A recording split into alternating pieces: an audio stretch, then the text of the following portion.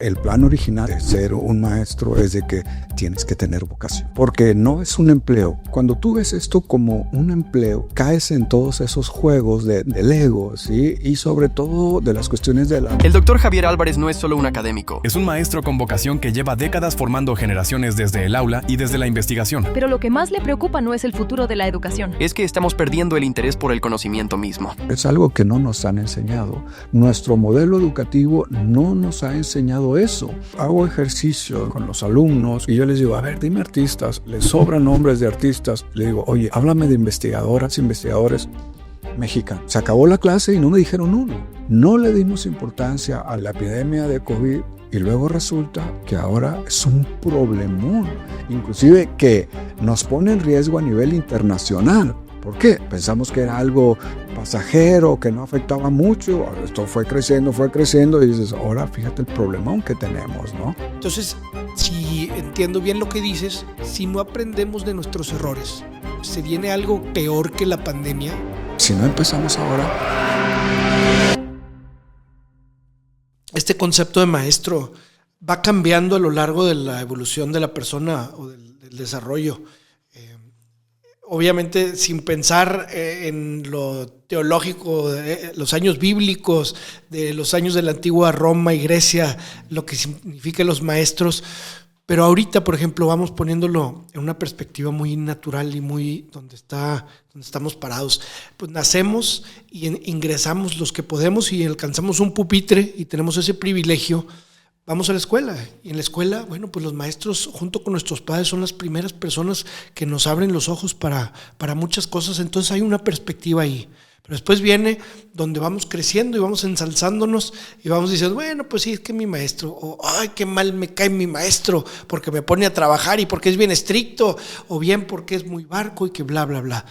Pero después a medida que vamos avanzando, creo yo, en el tema del conocimiento, nos vamos dando cuenta que los maestros no solo son importantísimas personas en nuestra vida, sino deben de ser quienes detentan esta función de estar no nomás creando conocimiento, sino esculpiendo la evolución, diría yo, de las personas en este importante tema de aprender. Y creo yo, porque alguna vez me acuso de decir que las personas, ¿cómo es posible que esta persona tan maravillosa esté dando clases? Y me arrepiento con todo mi corazón porque creo yo que las mejores personas deberían de ser los maestros. De esa manera es como podemos tener una mejor sociedad, una mejor comunidad, mejores personas que constituyen un mejor México.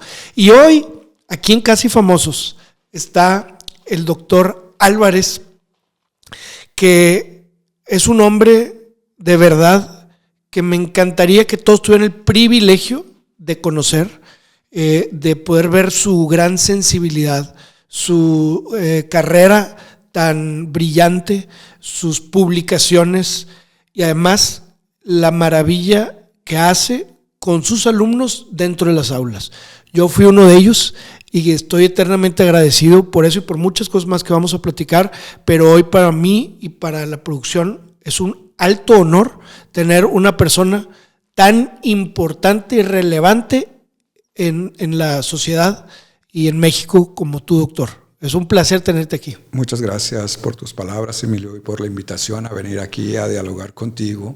Y la verdad es de que lo que comentas tiene mucho de razón, pero también tenemos que entender que las sociedades van cambiando, ¿no? Y que quizás la imagen que teníamos en un momento dado del maestro, del profesor, ¿sí?, ha ido evolucionando porque las cuestiones de los valores, por decirlo de alguna manera, también se han transformado.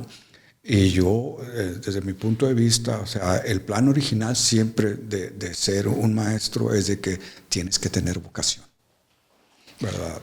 Vocación, qué palabra tan pesada, tan profunda, ¿verdad? Porque no es un empleo. Sí. O sea, cuando tú lo ves solo como un empleo, no lo vas a disfrutar y no vas a desarrollar. O sea, tiene que ser como una vocación de decir, oye, aquí tenemos frutos o semillas que van a dar frutos, pero mucho depende de cómo tú cuides esa semilla, ¿verdad? Para que dé un determinado fruto.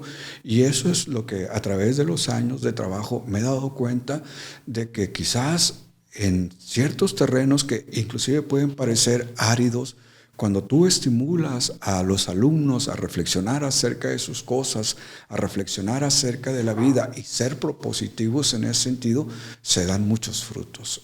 Y ejemplo de eso son, por ejemplo, tú, ¿verdad? Es decir, oye, gente que tiene inquietudes, gente que tiene la vocación y la intención de querer hacer cosas por su comunidad, ¿verdad? O sea, es una cuestión de decir, oye, yo empatizo con todo eso, entonces vamos a ver cómo podemos hacer que eso florezca. Y eso creo que es la parte más importante de alguien que puede seguir el rol de maestro, hacer que se estimule la otra persona para que todo eso potencial que trae ahí pueda florecer y pueda servir a la comunidad. Este es un ejemplo de eso.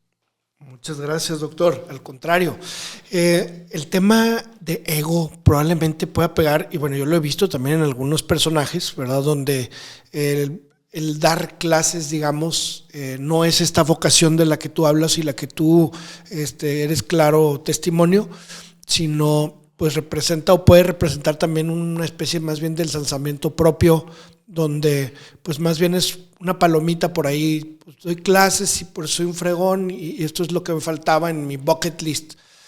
¿Tú ves esos casos de repente cercanos, no mucho? Lo que pasa es de que vuelvo al punto, ¿no? Cuando tú ves esto como un empleo, ¿verdad? Caes en todos esos juegos del ego, ¿sí? Y sobre todo de las cuestiones de la meritocracia. Entonces, cuando entras en eso, te dejas llevar por una serie de razones que no son las que uno pensaría como pedagogo.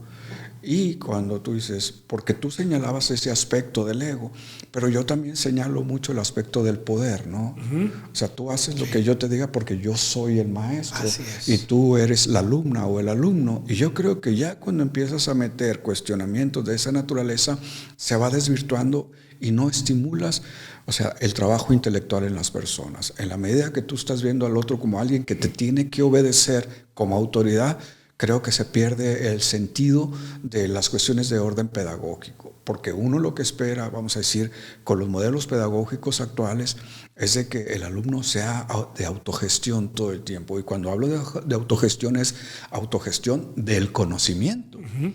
Entonces, un maestro no puede saber todo de todos los temas, pero, por ejemplo, llegan alumnos que traen inquietudes respecto a ciertas cosas de la vida, de la sociedad, que dices tú, qué interesante. Yo quiero estimularlo para que él siga en eso porque yo también voy a aprender. Entonces, es una relación de ganar-ganar. Por supuesto. Entonces, si entiendo bien lo que dices, el ser maestro o ser profesor es un privilegio. Me refiero, es un gusto, es un lujo, ya que no puedes decir, oye, pues si yo lo hago nada más por trabajo, digamos, pues entonces la vocación ahí no está, quiero decir, si lo hago nada más por dinero, por tener un empleo, y no hago esta parte de la vocación, la profundidad del todo, entonces, pues definitivamente es un privilegio porque dices, pues no es nada más mi chamba, sino es un tema de vocación. No todo el mundo se puede dar este privilegio, digamos. Yo suelo utilizar el concepto de que no puedes estar aquí maquilando. Ok. Muy bien. O sea, en el aula no puedes estar maquilando, sí, ¿no? Tener puntos de que le fue muy bien, no sé qué. O sea, sí, en el aula tienes que estar incentivando. Uh-huh. Y cuando yo me refiero a incentivando, es desarrolla tus propias ideas, claro, ¿verdad? Busca tus propios senderos de conocimiento, porque eso es lo que hace que de alguna manera, como suele decirse ya en lo tradicional, el alumno rebase al maestro. Que en parte ese es uno de los problemas, ¿no? En la educación. Estamos en una educación donde pues tienes que aprenderte todo esto que dice el libro y eso va a ser el quiz o el examen, ¿no? Y ya con eso te voy a calificar y te voy a poner un número y eso es lo que eres. Entonces, híjole, creo que se está blandiendo esta idea, o las espadas de esta idea para llevar a algo diferente, ¿no? Un método socrático donde la persona se pone a analizar o a descubrir preguntándose él mismo, y esta autogestión que tú dices, con el incentivo que a veces puede ser picarle ahí por el lado donde tiene blandito al alumno para que entonces salga esa persona, ¿no? Estimularlo, digo yo. ¿Por qué? Porque el tema, el interés que él tiene sobre un tema es de él, no es tuyo como maestro, pero tu interés como maestro es de que él desarrolle ese tema porque es algo que de alguna manera el propio alumno considera relevante para sí mismo, para la gente que lo rodea, para su entorno. Entonces, ¿qué mejor que eso? Claro. Es decir, estimular a que vayan y vean cómo está esa realidad y reflexionen acerca de ello, porque vamos a decirlo así, que es otra de las cosas bonitas, y pongo el ejemplo de estas obras, esa obra ya no es para ti. Esa obra es para quien la quiera leer y aprenda lo que a ti te costó un montón de trabajo investigar y plasmar, porque uno puede ver una obra como esta, un libro, y decir, un libro, sí, pero tú no sabes todo el trabajo que implica, y no me refiero a estar picando piedra en algo, sino simplemente reflexionar acerca de las cosas, porque muchas veces es lo que más cuesta trabajo cuando no te lo han enseñado. Y yo creo que eso se ha ido perdiendo. Entonces uno tiene que enseñarle a las personas es que de lo abstracto a lo concreto hay un trecho muy grande. Entonces uno tiene que aprender a seguir esos senderos. Entonces qué mejor que en vez de hacerlo yo echando a perder, alguien me apoye en eso y me dé estructura y me dé camino. Entonces ese es lo importante. Que además significa un acto de bondad, yo creo que cada obra, porque si bien es cierto que es un trabajo fuerte de investigación, de reflexión, de creación, pues también es de compartir, ¿no? Que es una de las grandes virtudes. Uh-huh. Y sobre todo porque partes de la idea de que si tú lo compartes, alguien va a leerlo y va a aprender acerca de eso. Uh-huh.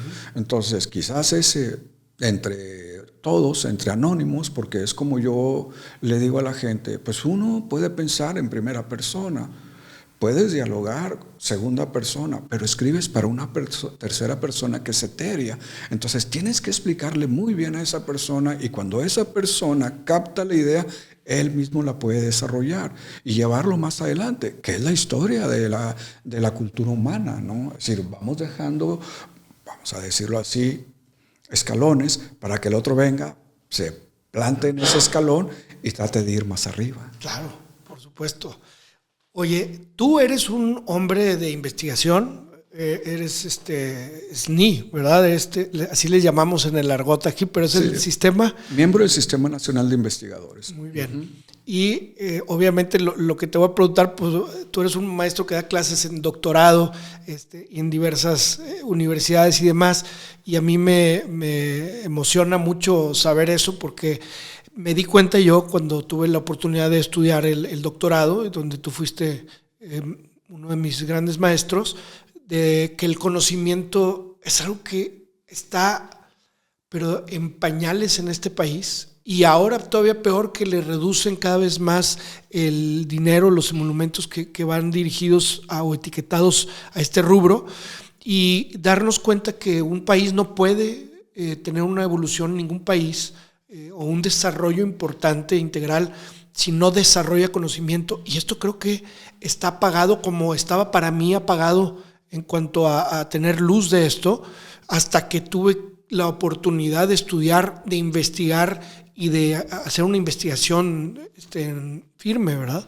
Entonces, ¿qué opinas tú sobre este tema del conocimiento? O sea, yo creo que la mayoría de las personas no tenemos claro la importancia vital que tiene este tema de estar creando conocimiento. Tú lo señalabas hace un momento, o sea, tú tienes que aprender esto, tienes que pasar, porque si no pasas no eres buen alumno, tal, ¿no? Entonces, no, pero ese no es el sentido, ¿no? El sentido del conocimiento es que eso que a ti te enseñan, ¿verdad?, tú lo tomes como algo que consideres necesario, pero cuando la misma cultura soslaya todo eso, pues ¿cómo va a crecer la vocación? Claro. O voy a poner un ejemplo, decir, oye, pues la música clásica, y eso es lo más bonito, ¿no? Pero la música de nuestra tierra, lo regional, eso no está tan bueno, ¿verdad? Eso no es cool, como dicen ahora. No, es cultura. El que tú le des un estatus u otro es cultura. Entonces yo lo que te diría es que peor es de que eso ya no exista. Desde mi punto de vista. Entonces, en el sentido del conocimiento, cuando tú no estimulas a la gente a desarrollar investigación, porque no hay nichos donde lo puedas hacer, porque no hay estímulos para eso, o casi famoso, no hay reconocimiento si tú lo haces, pues entonces es más difícil que tú desarrolles esa cultura. En cambio, en otros países, ¿verdad?, el aliento a las cuestiones de investigación y al desarrollo, que no nada más es tecnológico, es muy importante el desarrollo tecnológico, pero también es muy importante el desarrollo de las ideas. Y entonces, en el desarrollo de las ideas, por poner un ejemplo, dices, oye, el concepto de igualdad, el concepto de transparencia, ¿verdad?, el concepto de solidaridad, o sea, puede parecer muy etéreo, pero imagínate que eso no exista. Así es, entonces, está definido, sí. Entonces, el desarrollo y alentar ideas en esa medida hace que las sociedades van cambiando, porque yo te digo, voltea uno hacia atrás, las generaciones anteriores, y por poner el concepto de igualdad, dices, nada que ver las relaciones que se establecían entre los abuelos o los padres con las que se establecen ahora actualmente. Entonces, si a mí me das a elegir, digo, ¿sabes qué? Hemos evolucionado. El hecho de que no veamos al sexo contrario como soslayado, como a hacerlo menos, o sea, esa es la cuestión de la igualdad. ¿Por qué? Porque ahora nos damos cuenta de todo lo que no se desarrolló por esas ideas que no lo permitían. Ahora que se da esa libertad, dices tú, oye, ¿cuánto conocimiento nos está generando por estas personas? Y por eso vuelvo a insistir en que en la medida que tu propia cultura no alienta el desarrollo del conocimiento, pues es más difícil hacerlo. Entonces, pues uno ha tenido oportunidad de estar en otras culturas y dices, no, eso es prioritario. Claro. Y tan prioritario, si lo quieres ver materialmente en el sentido económico, pero también es muy prioritario para el desarrollo de un concepto que puede parecer muy abstracto, pero habla de la calidad de vida. Así de poderoso. Tengo yo una hija de 14 años que tú conoces. Sí, claro. Victoria. Sí. Ella me hace la pregunta que yo le hice a mi padre y que seguro mi padre le hizo a su padre, que es este enojo que no disfruta, por ejemplo, las matemáticas, por decirlo así, como yo nunca las disfruté. Y entonces la pregunta es, ¿pero por qué tengo que estudiar matemáticas? ¿De qué me va a servir? ¿Cuál es la aplicación? Entonces, obviamente que esto lo hemos escuchado a muchos y puede ser una pregunta muy tonta, pero no lo es desde una perspectiva del chavo que lo está viviendo, del niño. ¿Tú qué le contestarías? No son las matemáticas, es la forma en que te las están enseñando, ¿verdad? Porque yo, por ejemplo, pues, también tengo hijos, ¿verdad? Entonces hacían, como dices tú, son preguntas, ¿no?, que se van repitiendo en las diversas generaciones. Y entonces, obviamente, recuerdo ahorita que tu hija toca la batería, ¿no? Sí. Entonces decir, oye, ¿cómo sería un compás de 4x4? Esas son matemáticas. Exacto. ¿Verdad? ¿Cómo? O sea, pues sí, porque si tú no llevas el compás de 4x4, no vas contando, pierdes el ritmo. Como hay otros ritmos que pueden ser 5x8, que se vuelven más complejos, pero siguen siendo matemáticas. Pero si tú le enseñas la música como matemática, o sea, pierde el encanto de la música. Okay. Entonces tienes que saber englobar esos aspectos para que la gente entienda la utilidad. Creo que es excelente la respuesta y eso no nos hará ver como está pasando en algunas culturas donde revuelven y ponen un sentido lúdico o un sentido, por ejemplo, de musical a ciertas cosas, haciendo esto transversal de manera que pueda ser mucho más digerible para los chavos entender otro dialecto que no es matemáticas y esto así, los números así de áridos y demás, sino revolverle un poquito por ahí, vestirlo diferente, ¿no? Edgar Morin, un filósofo francés, hablaba del pensamiento complejo.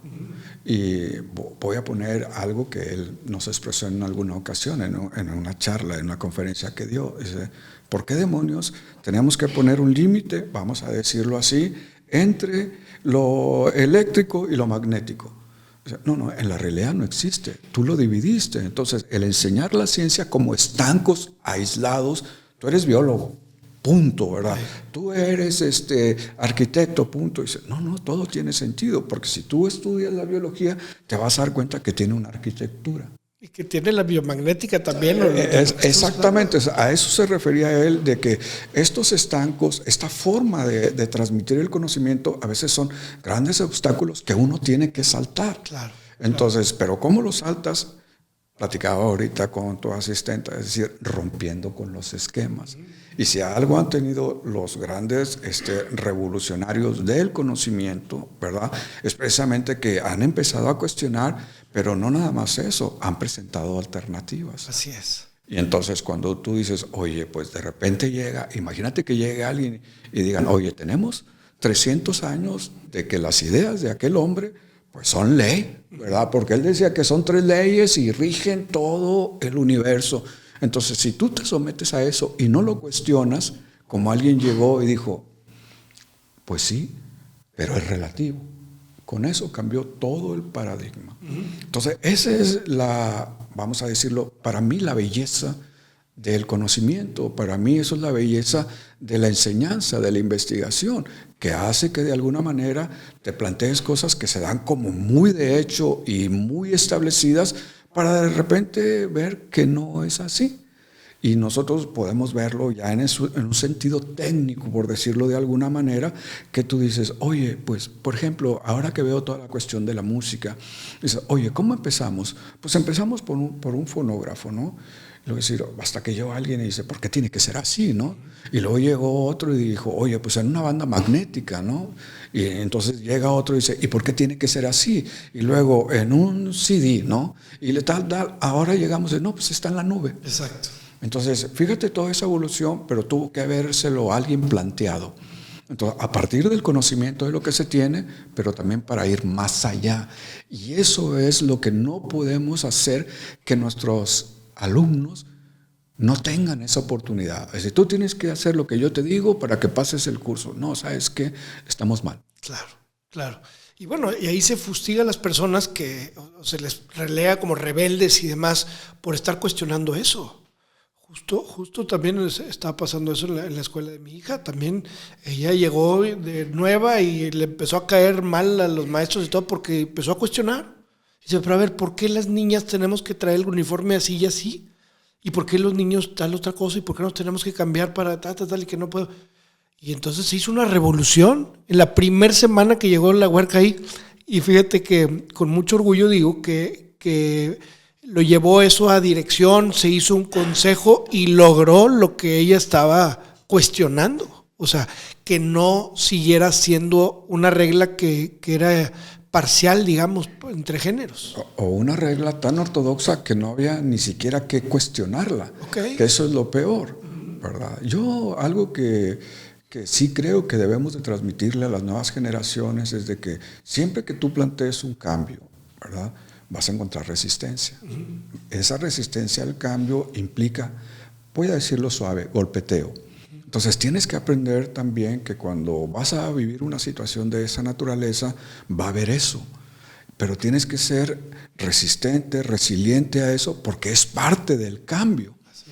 O sea, yo me pongo a pensar, por ejemplo, en músicos, en artistas, en pintores, que tuvieron que vivir estigma social, precisamente porque decía, oye, ¿cómo es eso? Que estás pintando algo que parece que se está derritiendo, que eso no es pintura, eso no es arte. Es un mugrero, sí. Y luego de repente, al paso de los años, dices, oye, pues es una obra de arte maravillosa, ¿no? Y la más cara probablemente. Aparte, ¿no? Pero pues tú lo tuviste que vivir como artista al romper esos esquemas. Y lo mismo es en las cuestiones de orden social, ¿no? Imagínate aquellas primeras mujeres que decían, ¿y yo por qué no puedo votar? ¿Y yo por qué no puedo participar políticamente? Pues obviamente el ostracismo, ¿no? Y luego, más atrás, a aquellas mujeres que decían, ¿por qué yo no puedo estudiar? ¿Por qué yo no puedo hacer una carrera? No, es que tú tienes que quedarte en casa, Entonces decir, no, o sea, puedo hacerlo, pero puedo también hacer lo otro. Entonces, todo eso conlleva de alguna manera, y están los casos clásicos, ¿no?, de Sor Juana, etcétera, etcétera, donde el cuestionar cosas conlleva todo ese golpeteo. Pero uno se lo tiene que enseñar a la gente. Es como cuando tú le estás enseñando a un niño, por poner un ejemplo, a jugar fútbol. Es decir, es que me dieron una patada, pues es parte del fútbol. Claro. Te van a dar patadas, te van a empujar, te van a tumbar, pero tienes que entender que eso es parte del juego. Entonces tienes que aprender también a sobrellevar eso. Qué interesante, porque ahorita estamos con lo de la generación esta de cristal y demás, que cualquier cosita y te soplan y ya estás llorando y ay, ya estoy, no sé qué problema tengo. Y digo que a todos nos pasa, obviamente, y yo mismo muchas veces he tenido tema, pero a lo que voy es qué tan, parecemos la primera casita del cochinito y los 3 cochinitos, ¿verdad? La primera donde te soplan y ya te rompiste o ya. Me parece sumamente interesante este planteamiento de tener una óptica donde dices, oye, esto viene ya con una factura. Y no es factura ni siquiera, a lo mejor estoy equivocado al decir eso, sino más bien es parte del plan, está bien interesante. O sea, ¿vas a hacer esto? Muy bien, trae resistencia a fuerza, ¿sí? Y eso no te debe tumbar. Porque entonces, fíjate qué padre es cuando alguien dice, pues voy a romper con esto. Ay, pero no, ¿qué pasó? No, pues es que se enojaron conmigo, es que me dijeron de cosas, es que me dijeron que era un rebelde y me mandaron callar. Pues a ver, eso ya se sabía que iba a pasar. Si no lo traemos desde antes y traemos tan poquita resiliencia, y entonces no va a ser tan fácil, ¿verdad? Pero eso es algo que, vamos a decirlo así, en la medida que tú tienes un modelo que es autoritario, que solamente tienes que hacer esto y esto, o sea, se van olvidando los otros aspectos que son parte importante en el desarrollo, en la formación de una persona. Entonces, en vez de estarle imponiendo reglas, como por ejemplo lo que decías acerca de tu hija, es decir, no, estimúlala a que lo haga, pero también enséñale que va a haber golpeteo. Claro. Y enséñale que ese golpeteo es parte de... Pero tienes que aprender a no enojarte. Tienes que aprender a cómo resolverlo. Voy a poner un ejemplo. ¿Sí? Y ya estoy hablando de alumnos de doctorado, ¿no? Llega y dice, no, es que presenté mi proyecto y me dijeron que... Y luego, no, es que... Y luego, o sea, ahora, lo que te quiero decir con y luego, es decir, es algo que tú vas a tener que resolver. Así es. ¿Verdad? Porque como parte de la formación te vas a encontrar con todo eso y al final vas a estar ante un tribunal de 5 personas que van a estar juzgando tu trabajo. Entonces, parte del desarrollo y el crecimiento personal es precisamente saber que te van a estar tirando y tú tienes que saber defender tus ideas, defender tu proyecto de investigación, obviamente con lo mejor de ti.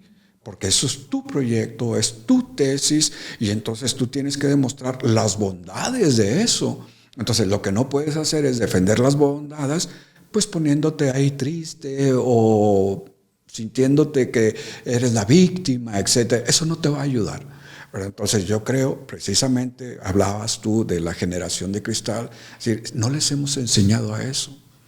Voy a poner un ejemplo, ¿no? De una amiga, su hijo, estaba el niño, es que me dijeron X, ¿no? Y entonces estaba ahí él, o sea, con ese sentimiento. Entonces yo me siento con él y digo, ¿qué te dijeron? No, pues es que yo era no sé qué. ¿Lo eres? No. Y entonces, ¿por qué te afecta? Claro. Entonces se quedó viendo así como que, es cierto, o sea, si a mí me dicen algo y no lo soy, claro, ¿por qué me afecta? Entonces lo que no te enseñaron fue eso, sí, ¿verdad? A entender que va a haber cosas en la vida donde va a suceder ese tipo de cosas, pero tú tienes que entender también cómo resolver eso. Sí, sí, sí. Pero es un entendimiento, creo, y lo dices perfectamente, que se puede resumir en, está pasando la vida, no te está pasando a ti. No te está pasando la vida, está pasando, ¿sí? Es bien diferente el poner nosotros en el centro el epicentro del todo y sentir que es contra nosotros. Pues no es así. Como dijiste, estás defendiendo tus ideas, no te estás defendiendo tú. Es bien diferente. Pero como padres, como maestros, a mí de nada me sirve como padre decir, ay, pobrecito, van a ver, voy a ir a hablar con la maestra y decirle que es una... Sí. ¿Sabes de qué? Eso no te va a servir. Sí. O sea, al niño, la sobreprotección, eso no te va a servir. Al alumno, en la sobreprotección, lo que tienes que trabajar con él son estrategias resilientes para salir adelante de eso, porque es la historia de la vida. O sea, con cuántas cosas no nos encontramos en la vida donde choque, ¿y qué es lo que pasa, verdad? Voy a poner un ejemplo de lo que platicábamos un día. Estábamos ahí con unos amigos, tal, y espero que lo puedan evocar todos, la clásica imagen de las películas de antes, ¿no? Decía, oye, estaba el otro ahí en la cantina con un montón de botellas de licor y llorando, y estoy en el rincón de una cantina y llorando, y entonces nos estábamos viendo eso, pues obviamente era otra generación, somos otra generación, y entonces decía, oye, ¿y tú qué piensas de eso, no? Le digo, pues que o sea, nunca tuvo estrategias para salir de eso.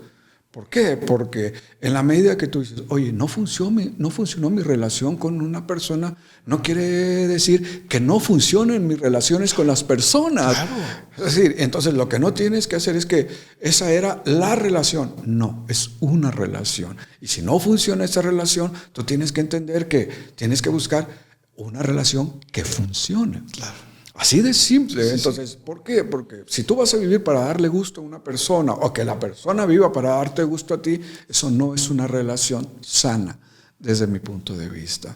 Entonces, eso de la sobreprotección o de sentirte ofendido, humillado por ciertas cuestiones, eso no es pedagógico, ni en la vida en general, ni en la academia. O sea, uno tiene que aprender porque vas a un congreso, expones tus trabajos y pues uno dice, voy a retomar de lo que me está diciendo, lo que considero pertinente y tomar nota de ello y tratar de darle respuesta a eso. Pero lo que no puedo hacer es decir, hijo de tal, y venirte todo ofendido y todo eso. Pues no, la ciencia es así. O sea, la ciencia es cuestionamiento, la ciencia es poner en tela de duda las ideas de la otra persona, precisamente desde un sentido científico, no nada más por estarlo criticando. Y lo mismo de allá para acá. Claro. O sea, así como tú criticas, ¿verdad? Pues también te van a criticar y tienes que entender todo eso. Pero es algo que no nos han enseñado. Nuestro modelo educativo no nos ha enseñado eso.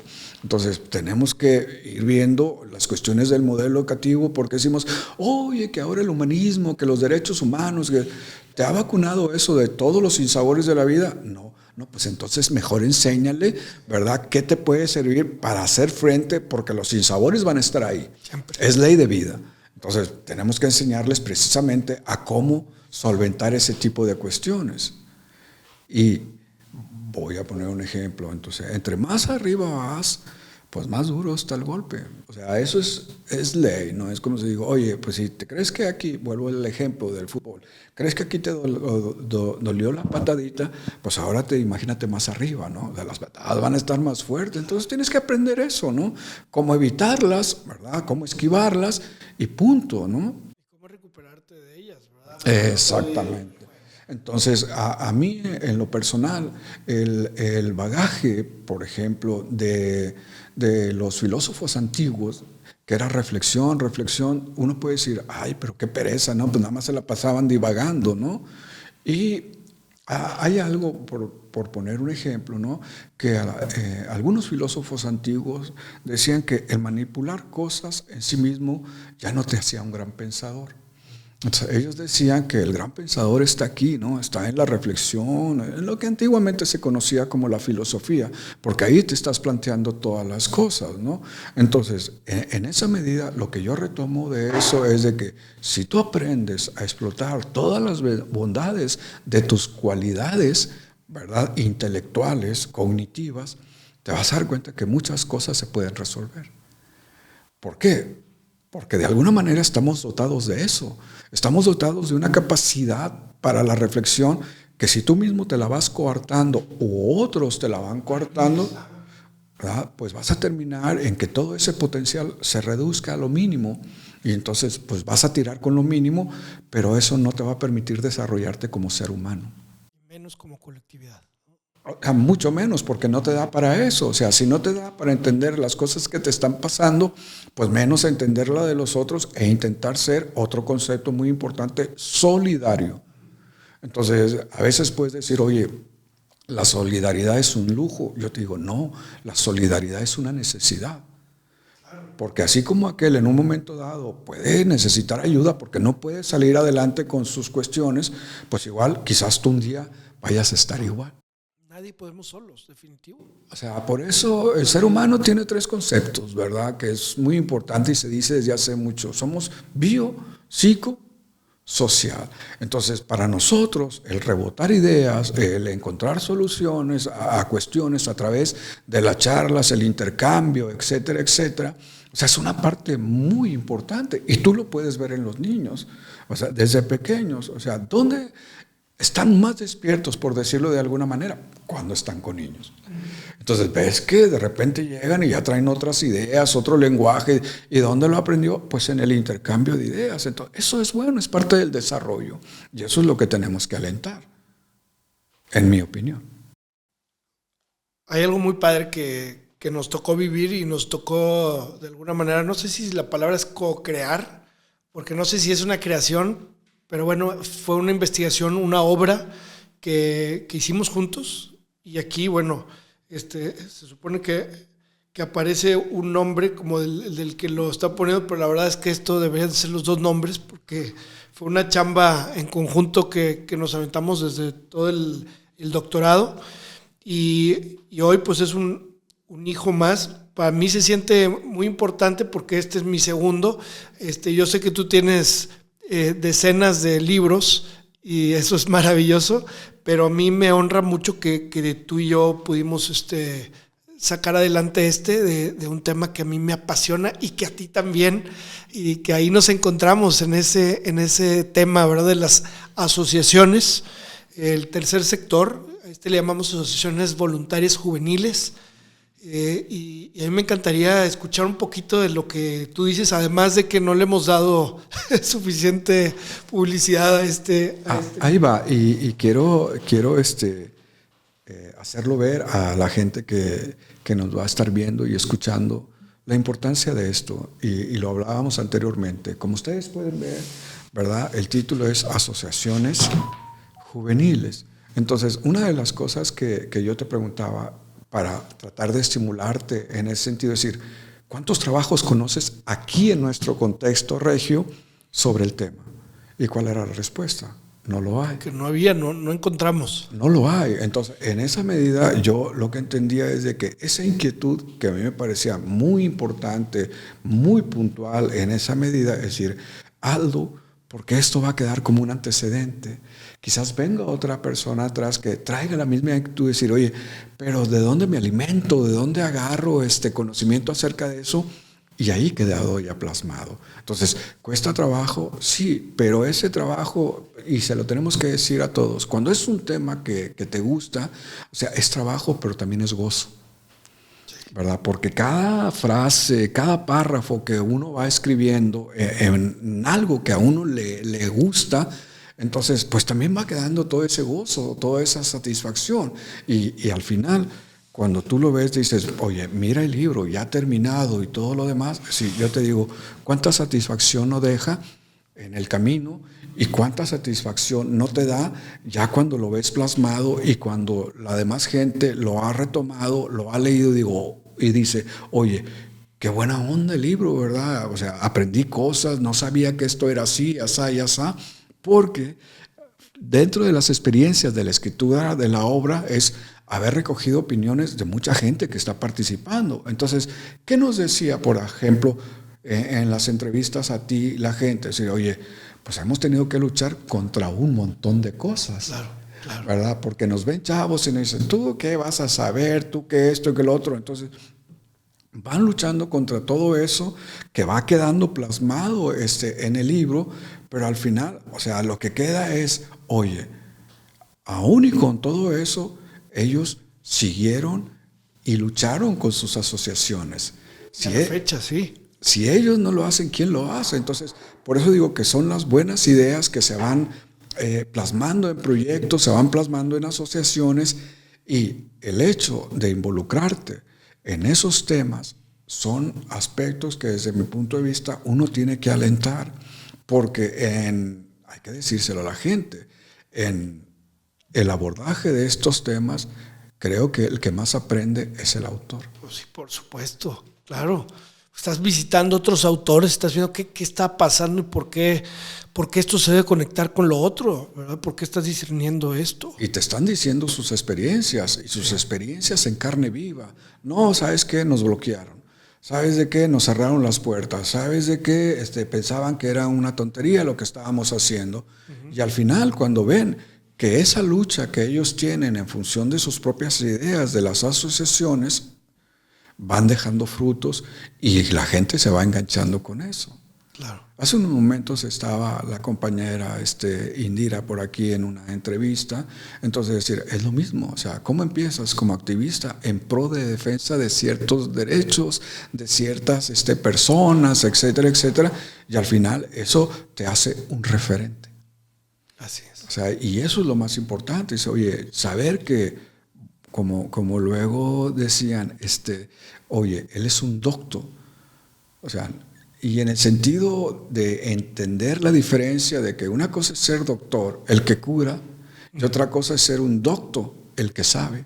Así es. ¿Verdad? Entonces, sabes, pero no es de gratis. Si yo te digo, oye, ¿cuánto te llevo esto? Pues mínimo un doctorado. ¿Cuánto es un doctorado? 3 años, más lo que te resta para terminar la tesis, mínimo son 4. O sea, imagínate que te pones a hacer una casa en 4 años. Tienes un casón.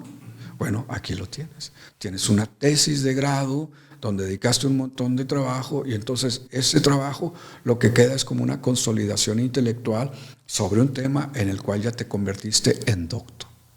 Qué padre el poder decir, no en un sentido diferente más que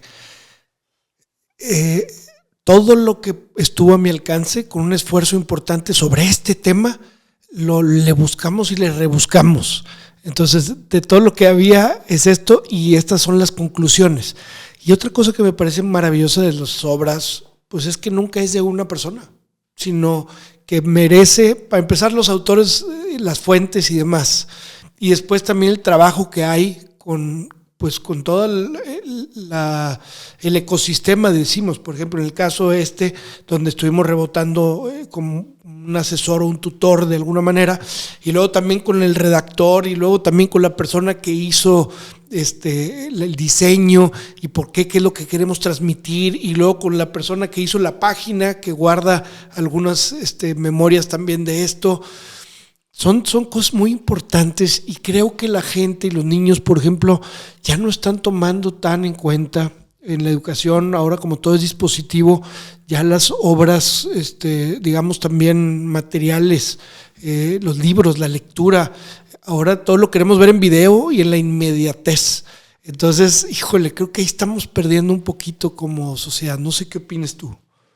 Uno de los, vamos a decir, de las cosas que caracteriza a la sociedad actual es que parece que todo tiene que ser inmediato. Pero uno, vamos a decirlo, por la edad que tiene, por el aprendizaje que ha tenido, ¿verdad? Y ya lo decían ciertos pensadores antiguos, o sea, los pensamientos, ¿sí?, complejos siempre son a mediano y largo plazo. Okay. O sea, las ideas, o sea, tienen tiempos de maduración, tienen tiempos de que hay que estarle echando agüita, tal, hasta que florezcan. Uh-huh. Entonces tú no puedes decir, de repente ya soy genio. No. O sea, la gente que tiene mucho conocimiento sobre ciertos temas, es gente que se lo ha trabajado. Entonces, eso es lo que tenemos que enseñarle a la gente. No, es que yo quiero hacer una cosa para hacerme rico, un disco para hacerme rico, tener mucho dinero. Ese es el sentido. Pues yo lo que te puedo decir es de que quizás lo hagas, puedas tener mucho dinero, pero después ya nadie se va a acordar de ti, porque ese fue tu objetivo. Claro. Pero cuando tú dices, yo quiero hacer una obra que trascienda, entonces la vas madurando, la vas disfrutando, y cuando la sacas, trasciende. Vuelvo a poner el ejemplo de nuestra música regional. Dice, oye, pues quizás esa persona hizo la canción hace 30, 40 años y la gente la sigue cantando. Uh-huh. Entonces, ese es lo que se denomina el legado. Uh-huh. Claro. Entonces, y yo pienso que nada mejor que un legado de cultura, un legado de conocimiento. O sea, eso es el mejor legado que podemos dejar a la gente que está alrededor de nosotros, porque las obras son efímeras, ¿no? Como luego decía el gran pensador, o sea, todo pasa y todo queda, ¿no? Y lo nuestro es pasar. Uh-huh. Pasar haciendo camino, sí, pero camino sobre el andar. Entonces, esa es parte del conocimiento. Y no lo dijo un académico. Serrat, un músico. Sí, que retoma. Un filósofo. Ajá, entonces, pero él lo retoma de un poeta, ¿no? Sí. Entonces, por eso te digo que esa es la cuestión bien importante, porque dices, oye, yo retomo esto de un poeta, ¿verdad? Yo soy músico, lo transformo en una canción, ¿verdad? Entonces, como el himno a la alegría, ¿verdad? Dice, oye, pues retomo una obra musical impresionante, ¿verdad? Pero a esa obra musical impresionante le pongo letra. Ajá. Entonces, ya la hice mía, pero ya la transformé a la vez. Entonces, esos son los legados. Entonces, tú escuchas una canción que se escribió hace, 200 años, pero sigue siendo vigente de alguna manera. Entonces, esa es la parte más importante desde mi punto de vista, y esa es la parte de la humanidad.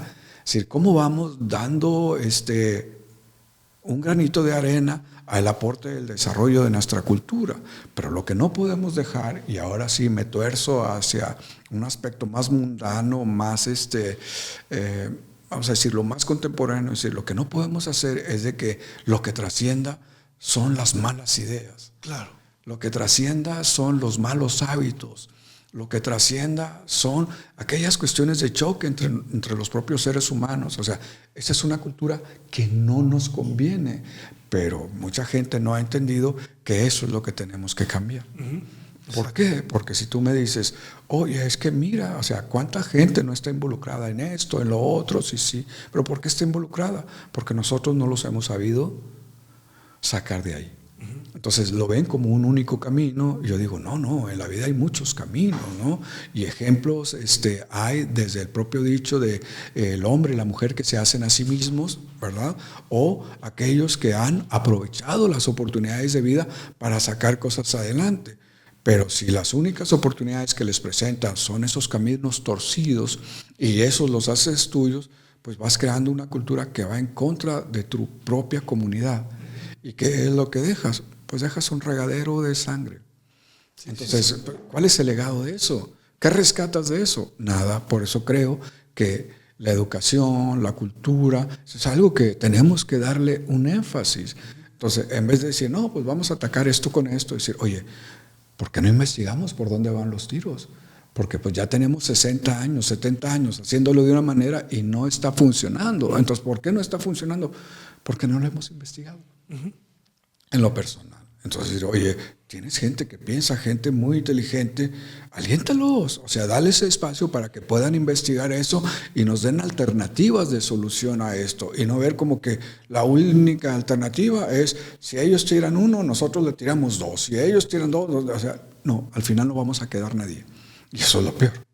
Por supuesto. Oye, hablando de legados, tengo aquí el más reciente libro, obra del doctor Javier Álvarez, junto con Severo Efraín Villarreal Solís, como coautores. Bueno, ya me ha tocado a mí en esta historia que hemos tenido juntos ver cuando menos 5 publicaciones. Qué bonito es de veras ver que alguien está creando y creando y creando. Y en este caso, este libro se llama Diagnóstico de los Contralores Ciudadanos de Adquisiciones, Obras Públicas y del Consejo Consultivo Ciudadano de la Secretaría de la Contraloría y Transparencia de San Pedro Garza Nuevo León. Contribución ciudadana para el control y vigilancia de la rendición de cuentas de la gestión pública. ¿Nos platicas un poquito de esto, por favor? Oye, una anécdota en relación a eso. Sí. Un amigo lee el título y dice, no, ya con el título ya me aburrí. Está larguísimo. Sí.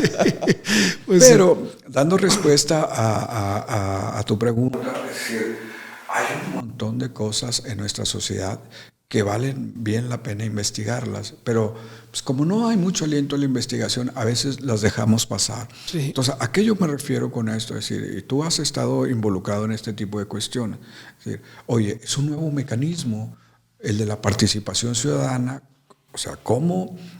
comités ciudadanos en los aspectos, digamos así, de la administración, precisamente para que ese involucramiento de los ciudadanos, ciudadanas en la supervisión de la administración permita que de alguna manera u otra las cuestiones de corruptelas no sean tan descaradas o tan evidentes, porque vas a tener ahí un observador ciudadano. Entonces, si nosotros estamos creando, o sea, como sociedad, estos nuevos mecanismos, entonces vamos a preguntarnos cómo están funcionando. Entonces, para mí es algo interesante porque son cuestiones nuevas, como en su momento cuando se investigó sobre las asociaciones juveniles, pues eran algo prácticamente nuevo, ¿verdad? Se tuvo que legislar, hubieron que hacer leyes en relación a eso para que se permitieran desarrollar. En este sentido es exactamente lo mismo, es decir, oye, pues no existían, ¿verdad? Los comités de participación ciudadana, se legisla y se crean, entonces ya por ley los tienes que tener, entonces ahora vamos a ver cómo funcionan. Y en este caso concreto, ¿verdad?, del municipio de San Pedro, en esta área específica, era precisamente para saber cómo están funcionando. Entonces, la lectura que se da desde ahí es de preguntarle a la propia gente que está participando, oye, ¿cómo lo ves? Claro. ¿Qué están haciendo? O sea, los ciudadanos propiamente, ¿verdad? Porque ese es el enfoque. Exactamente, es decir, los ciudadanos que están participando en esos comités, ¿cómo lo están viendo desde adentro? Y con toda franqueza nos decían, y lo pueden ver por ahí, o sea, qué desde su punto de vista funciona y qué desde su punto de vista no funciona. Y esa es la parte importante, porque vamos a decirlo así, dentro de lo que nosotros descubrimos con la información que ellos nos dicen, es decir, sí, pero. Entonces, sí, qué bueno que se están construyendo estos comités, pero o sea, hay cosas por hacer. Claro. Y entonces, pero no te lo digo yo desde fuera como investigador, o sea, me lo están diciendo a mí la gente que está ahí adentro y nos está diciendo el por qué. Entonces, es como conocer el monstruo desde adentro. Por supuesto, y qué buen aporte hace eso, definitivo. Ahora, yo he escuchado, y te digo, en esta misma mesa hemos platicado con gente que ha sido parte de consejos consultivos, no sé desde cuándo son ya obligatorios, pero entiendo que desde antes se usaba y muchas veces había sido una herramienta de ahí para los gobiernos o para el investigador, para la gente incómoda y para ahí medio masajearlos para que no estuvieran haciendo líos por allá. Me imagino que a lo mejor puede ser algún comentario que hicieron por allá de eso, o no hay feeling de este tema. Sí, mira, muchos de ellos, y te lo dicen así, quizás mucho de esto tiene que ver con simulación. Hacemos como que. Exacto. ¿Verdad? Pero ya cuando te vas a fondo dices, sí, pero voy a ponerte un ejemplo derivado de la investigación. Dice, sí, tenemos voz y podemos hablar lo que sea, pero no tenemos voto. Entonces, ¿de qué te sirve participar? Sí. ¿De qué te sirve participar? Porque yo puedo llegar y decir al funcionario, a ver, o sea, ¿por qué aprobaste esta obra, tal? ¿Por qué lo aprobaste con este empresario, etcétera, etcétera? O sea, te puedo preguntar y cuestionar todo eso, ¿no? Pero, ¿verdad?, a la hora de decir, ¿se lo hacemos bueno o no se lo hacemos bueno? Ya ahí yo no cuento para nada. Claro. Entonces decir, oye, pues entonces esto es una simulación. Porque si les supone que los vas a involucrar expresamente para hacer señalamientos puntuales y puedan tener voz y voto en ese sentido, sí, ¿no? Es como, voy a poner un ejemplo, ¿sí? Si tú me pides que haga toda esa labor de conocimiento, de inmiscuirme en los proyectos, señalar los pros y contras, tal, para después que yo no te pueda decir mi propia opinión al respecto, pero que esa opinión cuente para ver si le damos aval o no, entonces todo ese trabajo es anecdótico. Definitivo. Oye, doctor, ¿qué sientes tú más ser? Vamos a decir, yo sé que va junto con pegado, pero vamos a decir que tuviéramos que desmembrar la investigación propiamente contra la academia, las aulas. ¿Qué es lo que más te apasiona? Voy a decírtelo como lo discutimos un día y me pareció muy fructífera la discusión en ese sentido. Es porque lo estábamos discutiendo con profesores de otra generación. Entonces yo le decía, yo te agradezco mucho que me hayas enseñado eso, ¿verdad? Pero eso que tú me enseñaste fue hace 20 años. Entonces yo te pregunto a ti, o sea, ¿cuál es el conocimiento nuevo? El que se está creando, ¿verdad? Entonces, pero si tú no lo haces, lo que vas a estar diciendo, y nosotros lo decíamos en plan broma, ¿verdad? Decíamos, así como a veces dice uno, oye, noviecito de manita sudada, ¿sí?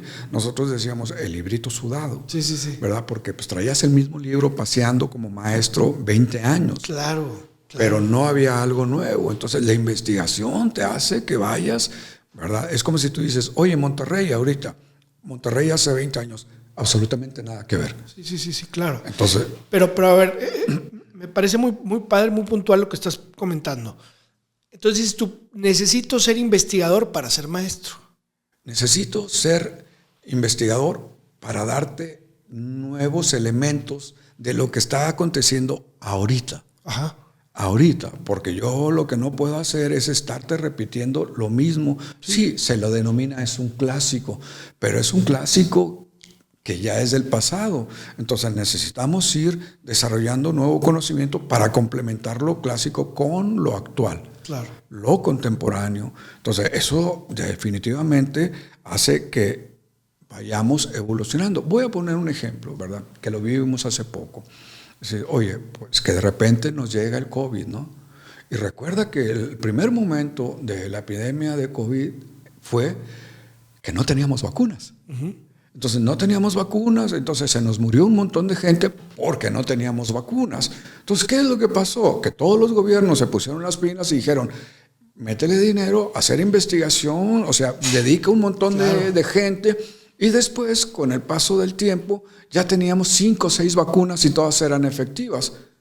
O sea, eso es lo que necesitamos hacer desde mi punto de vista. O sea, tenemos un montón de problemas actuales, pero si tú no le metes para que se haga investigación, ¿cómo vas a encontrar soluciones? No vamos a resolver, exacto. Entonces, ¿qué va a pasar? Ahora lo vemos como pasado y decir, el COVID, sí, tal. Pero acuérdate que al principio no teníamos eso. Entonces se tuvo que dedicar un montón de tiempo, de recursos humanos, de recursos económicos para desarrollar soluciones a esos problemas. ¿Y cómo fue? Investigación. Claro. O sea, no hay de otra. Entonces, muchos de los problemas que tenemos, esas son las soluciones que se plantean. O sea, vamos a investigar. Oye, nos vamos a tardar 6 meses, 1 año, 2 años. Pero así es la investigación, ¿no? O sea, tenemos un montón de tiempo investigando, no sé, acerca del VIH, investigando acerca del cáncer. Ahí la llevamos, pero ya tenemos un montón de años. Sí, claro. Entonces, pero esa es la ciencia y uno lo tiene que entender. Uno no puede entender la ciencia como político. O sea, no, que se resuelva todo en mi administración. Sí, no se puede. Y todo lo que hizo el anterior ya no lo hacemos porque huele al otro. Exactamente. Pues imagínate, sería muy irresponsable. Esa cuestión de la mentalidad, ¿verdad? De alguien que se dedica, por ejemplo, a la política, a alguien que se dedica al desarrollo del conocimiento, a veces choca porque los otros ven en la inmediatez. Sí. O sea, yo quiero que esto se haga en mi administración para yo colgarme la medalla. Y entonces uno piensa, no, yo hago esto para solucionar el problema. Claro. Pero se debe concluir entonces que debemos empezar cuanto antes a resolver problemas a través del conocimiento, o sea, de la investigación. Es que no hay de otra. Pero pues lo están haciendo de la otra porque no lo están haciendo. Nuestro actual, por ejemplo, gobierno no lo está haciendo. Mira, yo hago ejercicios, ¿no? con los alumnos, con las alumnas, y yo les digo, a ver, dime artistas, ¿no? Y les sobran nombres, ¿verdad? Les sobran nombres de artistas. Claro. Y le digo, oye, háblame de investigadores mexicanos. Sí. Pues sí, es que se acabó la clase y no me dijeron uno. Sí. Entonces, ¿qué implica eso? Que quizás estamos dándole valores, ¿verdad?, culturales en cuestiones de banalidades, que no es que no sean importantes, pero yo lo llamo banalidades muchas veces, ¿no? Porque son artistas efímeros, por decirlo de alguna manera, ¿no? Pero si tú dices, oye, ¿por qué no le damos un reconocimiento? Y no es porque yo quiera reconocimiento, sino para que eso le sirva como ejemplo, no para vanagloriar a la otra o al otro que hace investigación, sino para darles ejemplo de por qué es importante hacerlo. Entonces tú puedes decir, oye, pero es que hacer investigación, o sea, es un nivel... No, tú puedes hacer investigación desde aspectos y planos muy concretos para decir, oye, ¿sabes de qué? Pues aquí tenemos una nueva resina, ¿verdad?, que va a sustituir el esmalte y esto va a tener una mejor función en la sustitución de la dentadura de las personas. Okay. O sea, pues sí. Y tiene mucho uso, claro, o sea, estás tratando de resolver un problema, ¿no? Claro. Entonces, en esa medida que vamos evolucionando y entendiendo problemas y le dedicamos el tiempo a resolverlos, tarde o temprano los vamos a resolver. El conocimiento salva vidas también. O O sea, así, claro. En todos los sentidos. Sí. Entonces, aquí yo vuelvo a insistir, y ese ejemplo que te pongo de la resina, los esmaltes en los dientes, vuelvo a insistir, es en la cuestión de calidad de vida. O sea, quizás antes decía, perdí un diente, ching, ya valió, ¿no? O sea, o me ponen uno que me causa mucha molestia y me causa mal sabor, tal. Oye, ahora se desarrolló uno, ¿verdad?, que ya no tiene esos defectos, por decirlo, y entonces me permite tener nuevamente mi dentadura sin tener esos problemas asociados como eran antes. Entonces, es un detalle mínimo lo que te dice, es un diente, ¿verdad? Sí, pero eleva mi calidad de vida, porque ya no voy a estar, como dirían los de niño, chimuelo. Chimuelo, ¿no? Claro, por supuesto. Oye, doctor, ¿nos puedes platicar alguna experiencia así muy interesante o muy, pues no sé, en aulas? Que has de vivir, pues has de haber vivido muchísimas cosas con diferentes alumnos. ¿Qué nos puedes platicar alguna experiencia muy interesante o estrambótica con algún alumno o alumna? Dos que se me vienen a la mente, ¿verdad?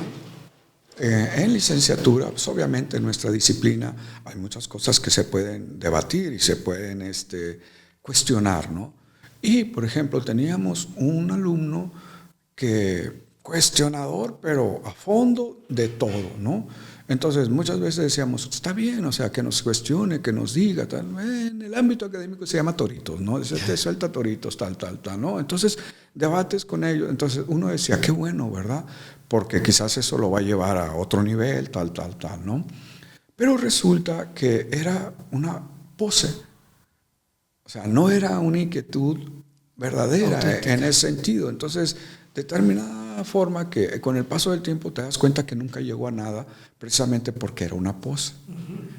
Y en cambio, la contraparte, o sea, teníamos una alumna muy discreta, muy callada, difícilmente la hacías que participara, etcétera, pero cuando le leías sus trabajos decías, ay, o sea, está profundo lo que nos está planteando esta persona, ¿no? De tal manera que siendo una persona de origen, pues no voy a decir humilde, pero tampoco, o sea, que muy solventada en el sentido económico, esta chiquita se fue metiendo y al final se convirtió en una investigadora de alto nivel, ¿verdad? Precisamente porque en vez de pensar en función de pararse el cuello y decir que tú eras o eras la cuestionadora, ella siempre estaba pensando en el problema. Entonces, o sea, cómo este problema lleva a otros problemas. Y voy a poner un ejemplo, o sea, de lo que se podía discutir acerca de eso. O sea, una pregunta era, ¿por qué si me dices que me quieres tanto, que soy lo primero y lo último en tu vida, me golpeas? O sea, tenía bastante sentido, digamos, la pregunta, ¿no? Y entonces, bueno, o sea, a partir de ese tipo de pregunta, ¿verdad?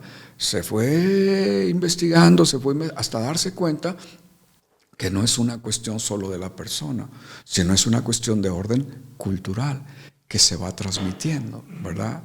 Entonces, decir, oye, si no me haces caso a mí como macho, pues estás mal. Claro. Entonces, nadie reflexiona al revés cuando la cultura alienta eso. O sea, alientas esa cultura de que sigue estando él por encima de ella, ¿verdad? Sin considerar lo que ella piensa acerca de eso. Entonces, llega un momento en que lo haces extremo, manifestando ese desacuerdo a través de golpes. Entonces, donde empiezan los golpes se acabaron las razones. Claro. Y desde mi punto de vista, o sea, esos cuestionamientos que pueden parecer tan banales, te va llevando a precisamente a eso. Voy a poner otro ejemplo, ¿sí? Nosotros, y ustedes lo pueden ver por ahí, tenemos un libro que se llama Los jóvenes y sus hábitos de salud, escrito hace alrededor de 20 años, ¿no? Pero ya planteábamos muchas cosas de lo que vino posteriormente. O sea, si no lo saben, pero se los comento, o sea, nuestro país fue el primer país, ¿sí?, que decretó, sí, una epidemia de obesidad, de sobrepeso y obesidad. O sea, una epidemia, o sea, ningún país en el mundo había decretado eso y ahora, o sea, las estadísticas van siendo contundentes y evidentes en el sentido de que, pues tenemos, en primer lugar, el sobrepeso en niños. Tenemos el primer lugar en sobrepeso en adultos. Entonces, ¿qué significa eso? Que tenemos un problema de hábitos de salud. Y cuando hablo de hábitos de salud es de que hay un montón de oferta alimentaria, pero no necesariamente es sana, ¿verdad? Entonces, entonces, el problema es de que lo naturalizamos. Le hacemos el cumpleaños al niño o a la niña y pues ¿qué les damos? Comida. Pastel, pura comida chatarra. Chatarra. Entonces, pero esa es la tradición. Entonces decir, oye, pues vamos a festejarlo, pero ¿por qué no cambiamos, verdad, el contenido de los alimentos? ¿Por qué? Vuelvo otra vez la cuestión de la practicidad. Porque cuesta trabajo, pues es más fácil ir a una tienda y comprar un refresco de 2 litros y ahí le damos para todo, que hacer una bebida natural que les sirva inclusive de nutriente para ellos. Es una cuestión de cambiar de chip. Claro. O el segundo filtro, ¿no? Que dices, bueno, pues voy a aventármela entonces la bebida natural y todo esto, pero luego llega la niña o el niño y te dice, oye papá, pero allá todos los demás comen esto. Exactamente. ¿Por qué yo tengo que comer esto y por qué le vamos a dar esto a los demás? Entonces, por eso es una cuestión de orden cultural. Sí. Y por eso te digo que en la medida que no vamos haciendo conciencia de eso, lo actualizo. Entonces, ¿qué pasa? Ahora, a partir del 2025, ahora sí por ley, prohibido todos los alimentos y comida chatarra en las escuelas públicas. Ya no pueden vender, ¿verdad? No. Y va a estar penado si tú lo haces. Entonces, ¿qué implica todo eso? Otra vez, nosotros ya estábamos escribiendo hace años por eso y hasta ahora se plasma, por decir de alguna manera, ¿no? Entonces, tarde, sí, pero ya llegamos. Esa es la gran ventaja, ¿no? De que no es uno solo, sino hay un montón de gente que ha investigado con el tema y lo ha estado señalando, insistiendo sobre eso, hasta que alguien por ahí recoge la idea y dice, oye, pues sí es cierto, nos está saliendo bien caro, ¿verdad? Porque el niño, la niña, el señor, la señora tienen obesidad y la obesidad nos lleva a problemas cardíacos, problemas de diabetes, y nos sale bien caro todo eso en el sistema de salud. Sí. Otro ejemplo, ¿sí? O sea, muchas veces idolatramos y idealizamos las cuestiones del trabajo, ¿no? Pero ya de tiempo atrás muchas investigaciones en el ámbito laboral decían, oye, ¿sabes de qué? Hay ciertas condiciones que hacen que el trabajo enferme a las personas. Y no me refiero a lo que se denominan enfermedades profesionales, sino en el sentido de la salud mental. Entonces, pues mucha gente dice, están locos ustedes porque son psicólogos, se andan preocupando por todo eso, no sé qué, no sé cuánto, ¿no? Pero hace poco, ¿verdad?, se decreta una norma que se denomina la norma 035, donde se habla de factores de riesgo psicosocial en los ámbitos laborales. Entonces, ¿qué implica todo eso? Implica que de alguna manera se hace conciencia y ahora sí ya podemos ir con todas las de la ley y decir, vamos a hacer un diagnóstico, te lo exige inclusive el mismo ámbito laboral, o sea, que hagas un diagnóstico, qué es lo que está pasando ahí para ver si tenemos factores de riesgo, porque lo que queremos es prevenir y no ya después que sufrió el problema, pues ver cómo lo resolvemos. Entonces, desde ahí te podrías dar cuenta que, oye, mira, hay un factor que se llama carga de trabajo. Hay otro factor que refiere a cuál es el límite entre el jefe y el empleado. Hay otro factor que refiere a el ámbito laboral. Cómo son las relaciones entre compañeros y así algunos otros. Entonces, todo ello, de alguna manera u otra, cuando se lleva a extremos, tiene efectos. Es como por decir, oye, sí, yo puedo comer un pastelito. Sí, pero si te comes muchos pastelitos vas a tener problemas, ¿verdad? Así es de que, oye, mi jefe me exige, ¿no?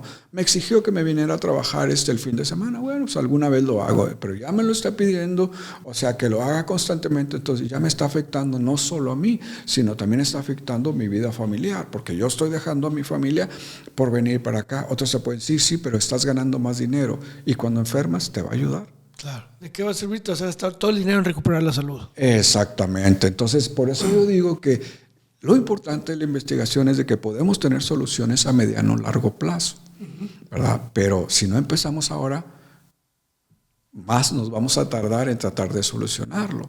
Entonces, somos de los países, o sea, hay que decirlo, que menos invierte en investigación. Entonces, yo, por decirlo, lo veo desde la óptica de mi disciplina, ¿verdad? Que trato de ampliarlo a otros ámbitos. Pero dices, oye, lo mismo tenemos un montón de productos naturales que podemos extraerle un montón de beneficios en el sentido cultural, en el sentido alimentario, pero no lo hacemos porque no se investiga. Entonces, ¿por qué no vamos dedicando estos esfuerzos en vez de estar importando o estableciendo, ¿verdad?, lugares para la ingesta de comida chatarra? ¿Por qué no le vamos dando? Me decía un amigo especialista en el tema, decía, no sabes tú todas las propiedades que tiene el nopal, por poner un ejemplo, ¿no? No es un político ese. Pero luego te das cuenta de que culturalmente, ¿con qué se asocia el nopal? Con el indio, con el muerto de hambre, con el que no tiene que comer pencas. Y dices, oye, ¿cómo cambiar ese chip? ¿No? Exacto. Pero eso es cultural. Sí. ¿Por qué? Porque desde la primaria, como bien decíamos, o sea, en la primaria decían, no, pues igual un pastelito, ¿no? O igual unas donitas, igual esto y lo otro, o igual un refresquito ahí de saborcitos, ¿no? Es decir, todo eso al final se va estableciendo. Es como las adicciones. Entre más pronto empieces con las adicciones, es mucho más difícil salir de ellas. Por eso lo que queremos es trabajar en las cuestiones de la prevención. Si tú a un chiquito de 9, 10 años ya está metiéndose en eso, o sea, los estudios te demuestran que es más difícil que salga. Entonces, creo que en la medida que vamos trabajando, vamos desarrollando elementos para la prevención, es lo mejor que puede tener el país. No le dimos importancia al fenómeno del que estábamos hablando hace un momento, ¿verdad? Que viene de mucho tiempo atrás. Y luego resulta que ahora es un problemón, inclusive que nos pone en riesgo a nivel internacional. ¿Por qué? Porque no le dimos importancia. Pensamos que era algo pasajero, que no afectaba mucho. Esto fue creciendo y dices, ahora fíjate el problemón que tenemos, ¿no? Claro. La prevención básica, ese es el problema aquí. Nos da flojera, nos da, no sé qué es, pero que queremos mejor después combatir el problema en vez de prevenir, lo que es mucho más barato, es mucho mejor, tienen pues obviamente menos efectos.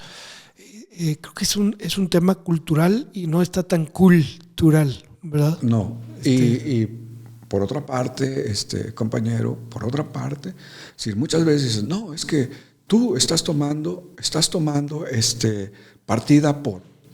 No, lo que yo te estoy diciendo es de que te va a servir a ti, porque mueren de este lado y mueren del otro, y lo que no queremos es que muera nuestra gente. Sí. O sea, porque puedes decir, oye, muere más gente, nuestra gente, en nuestro país, que en otros países que están plenamente en guerra. Claro. ¿Cómo? ¿Verdad? Sí, ¿cómo? Entonces, oye, que muchas cuestiones de armas que vienen de X, ¿no? Entonces, bueno, entonces, ¿por qué no prevenimos eso? Entonces, el irlo soslayando, irlo dejando como temas de orden político, tergiversa todo esto. Es un problema de orden social, no un problema de orden político. Entonces, el problema con nosotros en nuestra cultura es de que se ha politizado todo. Y no se entiende que hay cosas que es mejor verlo desde una perspectiva de más alto nivel y ver cómo es algo que afecta a nuestra sociedad. Fíjate, y ahí tengo los videos, un día te los enseño. A mí me tocó vivir el Otis. Había un congreso de psicología, ¿verdad?, en Acapulco, y así es la vida, ¿no? Entonces nosotros llegamos en el último vuelo de ese día, aterrizamos como a las 8:30, 9 de la noche en Acapulco. Ajá. Y sí, estaba lloviendo y lo que tú quieras, ¿no? Entonces, nosotros llegamos, salimos del aeropuerto, nos instalamos porque al siguiente día empezaba el congreso, ¿no? Bueno, pues ya a la 1, 2 de la mañana empezó la sacudidera, ¿no? Y se puso bien heavy. Claro.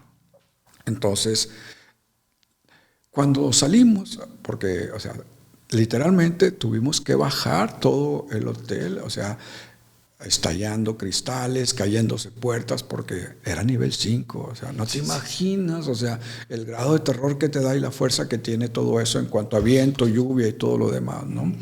Entonces, pasamos toda la noche, vamos a decirlo, a la intemperie, dentro del hotel, porque todo estaba destruido y entraba agua por todas partes. Pero sí. Entonces, o sea, pues aguantamos toda la noche y cuando salimos al día siguiente nos dimos cuenta del grado de devastación. Entonces, cuando estábamos en eso, vimos que la propia gente se estaba organizando pues para tratar de buscar alimentos para las personas, para tratar de abrir calles para que pudieran circular los camiones que iban a sacar todo eso. Entonces decimos, es que la vida es así. Entonces no podemos decir que no tenemos conocimiento, no tenemos los elementos para eso, simplemente que no los usamos. Así es. Y por eso pasa lo que pasa. O sea, si tú no tienes, o sea, voy a hablar de un tema banal, ya aterrizándolo aquí, pero haciendo analogía con lo otro. Decir, oye, sabemos que tenemos problemas fuertes de contaminación. Lo sabemos, ya está diagnosticado, pero no estamos haciendo nada. O sea, al rato vamos a tener todos los problemas, ¿verdad? Oculares, respiratorios, etcétera, etcétera. Pero ya vamos a estar con el problema encima, no de la contaminación, sino de las consecuencias de la contaminación. Entonces, el no utilizar todo esto para una cuestión de orden preventiva nos entrampa como cultura. O sea, nos lleva a ciertas situaciones donde nosotros entramos precisamente a ese callejón sin salida, porque después cuando te viene todo esto, como pasa ahora con las cuestiones de diabetes, con las cuestiones de hipertensión, es decir, no hay sistema de salud que soporte, ¿verdad?, económicamente, dar respuesta a todos esos problemas. Por eso la gente dice, no, es que no hay medicamentos. No, efectivamente, o sea, puede no haber medicamentos en la cantidad de cuánta gente está diagnosticada cada vez más con ese tipo de problemas. Entonces dices tú, oye, voy a poner un ejemplo, oye, yo doy 10 pesos para las cuestiones de salud dentro de mi salario, ¿sí? Pero el problema es de que en una situación, vamos a decirlo así, de esa naturaleza, que la persona ya está teniendo problemas renales, problemas visuales, producto de la enfermedad, tú no puedes decir a ellos no los atiendan, porque eso no es humano, ¿verdad? Entonces, pues empieza a rebasar el problema. Y ese es el problema de no darle importancia a la investigación y a la generación de esos conocimientos y aplicarlos. Definitivo. Qué dura realidad, porque va a ser muy tarde después. Ese es el problema. Ya vamos retrasados. Ya. Pero después me refiero muy tarde, ya tienes todos los problemas en ese momento y así como platicabas, COVID, pues nos agarró sin ninguna herramienta, ni cómo combatirlo, ¿verdad? Entonces, muy, muy interesante. Se nos está yendo el tiempo, pero como agua. Qué padre, qué delicioso. Y llevamos apenas un par de temas. A mí me encantaría ir cerrando un poquito esto, doctor, si es posible. Primero con todos estos libros y todos estos tópicos que tú has abordado y profundizado y has compartido en tus obras y demás, artículos, etcétera. ¿Cuál es quizá el legado de Javier Álvarez? ¿Cuál sería, sobre qué tópico particularmente crees que está lo más importante? Mira, vuelvo a insistir, o sea, van surgiendo temas emergentes en función del desarrollo de nuestra propia comunidad. Voy a ponerte un ejemplo. O sea, hace 20, 25 años no teníamos el problema de movilidad que tenemos ahora, sí, que es un fuerte problema y todo el mundo lo vive, ¿no? Entonces, si tú me preguntas, o sea, como que cada época hemos abordado un cierto problema. Tenemos ahí una obra que hice en colaboración con una compañera, ¿sí?, que se llama Violencia Intrafamiliar. O sea, lo hicimos hace 15 años, ¿no? Pero ya preveíamos todo eso y tratamos de darle una solución para que la gente lo retomara y pudiera ponerlo en práctica en ese sentido. Entonces, el otro día nos invitan precisamente a un podcast de la Secretaría de Mujeres en Apodaca, que a la persona le interesó el tema, ¿verdad? Y me invita a hablar del libro, ¿no? Y entonces, honestamente, me dicen, ¿sabes de qué? O sea, yo cuando leí el libro me di cuenta de que, o sea, ya lo estaban viendo ustedes desde hace un montón de tiempo. Le digo, pero ¿sabes cuál es el problema? De que a nadie le interesaba.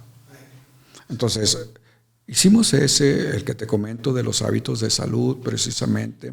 Hicimos posteriormente otros sobre las cuestiones de las enfermedades crónicas, ¿verdad?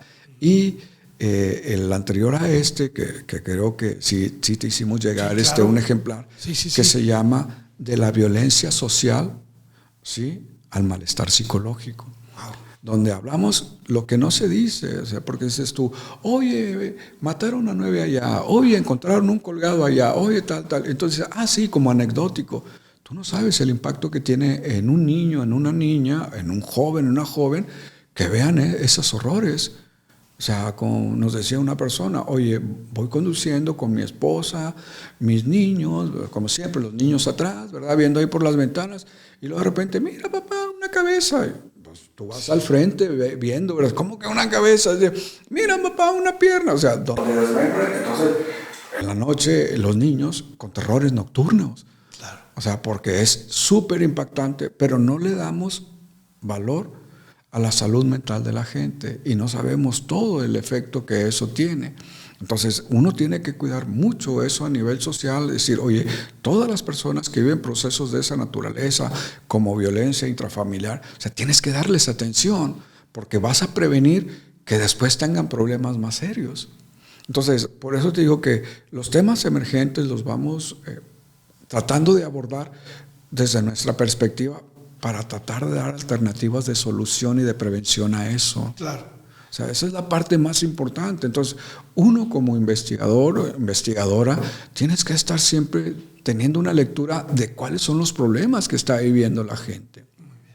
Muy bien. Pues yo creo que la respuesta es esa, entonces, es quizá la prevención de lo que acontece y se vuelve más importante, alarmante, relevante, etcétera, ¿no? Que creo que en vez de tener uno o dos temas o lo que fuera, este tema multifactorial o multitema lo hace todavía más importante. Pensamiento complejo, decía Morín. Es decir, tienes que ver la complejidad porque todo tiene que ver con todo en una sociedad como esta, ¿no? Entonces tienes que ver, o sea, cuáles son las diferentes aristas. Y también uno no es todólogo, es decir, oye, yo lo abordo desde esta perspectiva, claro. Quizás la otra compañera o compañera lo aborda, pero somos complementarios. Sí. Porque si tú lo ves por allá y planteas soluciones, y yo lo veo para acá y planteo soluciones, estamos hablando del mismo problema, pero es más importante que vayamos planteando soluciones varias desde diversas aristas a solamente una visión, ¿no? Claro. Que ese es el problema de los políticos. Sí. Tienen una visión de túnel, ¿no? Es decir, no ven los problemas en su amplitud, ven el problema simplemente de cómo lo resuelvo para quedar bien y voten por mí. Sí. Para mí eso no es solución. Dios, mucho que trabajar, mucho que investigar, mucho conocimiento que derramar. Gracias verdaderamente por lo que estás haciendo por tu país, por tu gente, por la psicología, por todo el tema de política pública y todo lo que representa estos diagnósticos, estas obras, y además por permitir pues enculturizar y ayudar al proceso académico de gente como yo. Y más allá, ahorita te quiero agradecer públicamente por haberme también distinguido con la invitación a participar en otro libro junto contigo ahí. Que está pendiente. Está pendiente, ya mero debe salir por ahí. Pero qué bonito es, de verdad, tener la vocación profunda de maestro y además la vocación de compartir. Y ahí va, fíjate, este libro que tenemos pendiente, ¿recuerdas? Sí. ¿Cuál es el tema? Pues es que son varios temas. Los valores. Los valores. Entonces, ¿por qué estamos abordando las cuestiones de los valores? Porque vamos viendo que ciertos valores ya nos están, vamos a decirlo, dándole la importancia que dentro de la formación de un ser humano son esenciales. Entonces, ¿por qué hablamos de valores? Hablamos ahora con el concepto de valores porque muchas cosas han cambiado. Una cosa que, por poner un ejemplo, o sea, oye, el no respetar a las personas mayores me parece que es una cuestión súper ofensiva culturalmente hablando. Pensar que porque eres joven, porque eres una persona que apenas está viviendo la vida, te permite ya O sea, soslayar a todos los demás. Dices, no, o sea, al contrario, aprovecha las experiencias de los otros para que a ti no te pase lo mismo, ¿no? Es como yo les digo, la cuestión del aprendizaje social es muy bueno, pero también es muy malo. ¿Pero por qué, profesor? Usted dice que el aprendizaje social, sí, pero ¿de qué me sirvió a mí que todos me dijeran, cuando conduzcas, no tomes, ¿verdad? Hasta que yo voy y choco, perdí el coche, perdí un montón de dinero, probablemente quede con alguna discapacidad. Y dice, ya aprendí. Híjole, pues ¿cómo que después? Es muy caro ese aprendizaje, Sí. ¿verdad? Entonces, lo que yo señalo con esto es precisamente que nosotros tenemos que ir viendo ahora esta nueva obra, que esperemos que salga pronto, o sea, que los valores son muy importantes y que a los chiquitos y a las chiquitas, en las nuevas generaciones, tienes que enseñarles a oír a los demás porque tienen experiencias que les van a servir, ¿no? Claro. Es decir, oye, tú estás viejo, entonces sí, ¿verdad? Pero yo ya llegué hasta acá. ¿Tú me garantizas que vas a llegar? Entonces es un aprendizaje, y el aprendizaje te lo estoy diciendo no como una amenaza, te lo estoy diciendo que muchos de mi generación no llegaron hasta aquí precisamente por eso. Por no escuchar. Esperemos que esto lo escuche mucha gente, Esperemos. querido doctor, y que todos volteemos a ver la gran obra que estás haciendo en este país y en este mundo. Muchas gracias, querido doctor. Gracias. Y otra cosita es de que uno no lo hace por dinero ni por fama.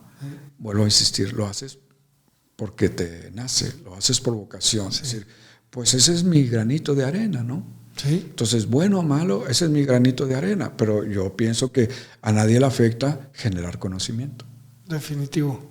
Muchísimas gracias. No hay de qué. Gracias a ti por la invitación. Gracias.